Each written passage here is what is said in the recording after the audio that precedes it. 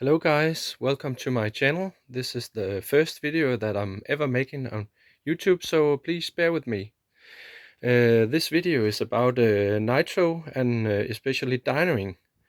I'm pretty new to the Nitro world. I've been playing with electric cars for some years, but Nitro kind of got my attention. There's a lot of talk about a lot of engines, which one is the best and how much power they make, and so I decided to check it out by myself and build a dyno. So I built this dyno stand from some instructions and other projects I found in some forums, and it's an inertia dyno.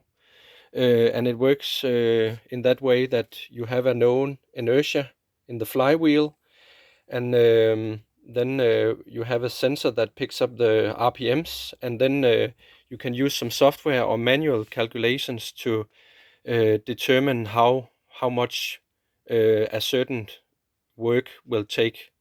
So in this case, I'm using this flywheel. I tested a lot of different flywheels. You want the complete dyno time to be at least 3 to 4 seconds to get a stable reading. You can have a bigger flywheel and it takes longer time, but it's hard on the engine, and it's hard on the clutch especially.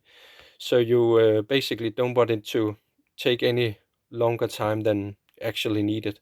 So maybe I tested 4 or 5 different flywheels, and I ended up with this, which is pretty perfect. And it's mounted on 2 bearings, industrial bearings, and I washed the grease out and lubricated with oil, and I do that every time before I make a run. So once it gets spinning, it goes for forever. And to couple up with the motor, we have this spur gear mounted on a one-way bearing. So when the run is done, then you can just turn off the engine, and the flywheel can slope down on its own. Usually I use a welding glove to stop it with my hand. And the nitro engine itself is mounted on this aluminum bracket here, where you can adjust it sideways, so you can make it connect perfectly with the gears. And I have a small spare fuel tank. And then I have this Arduino that picks up the signal. Here we have a Hall sensor, and there's a red dot on the flywheel, and that's a magnet. And every time it passes the Hall sensor, it generates a signal. And then the signal is transmitted to my laptop, and I use a free software called Simple Dyno, and it works perfectly fine. You can see as I spin the flywheel, it picks up the RPM, and then you can do runs and save them, and you can do you can compare the different runs between different engines and see which one makes the power you like. And to start the engine, I'm actually using my normal starter box. I extended the wires, so I can put this on the engine's flywheel, and then just hit the starter button, and it goes.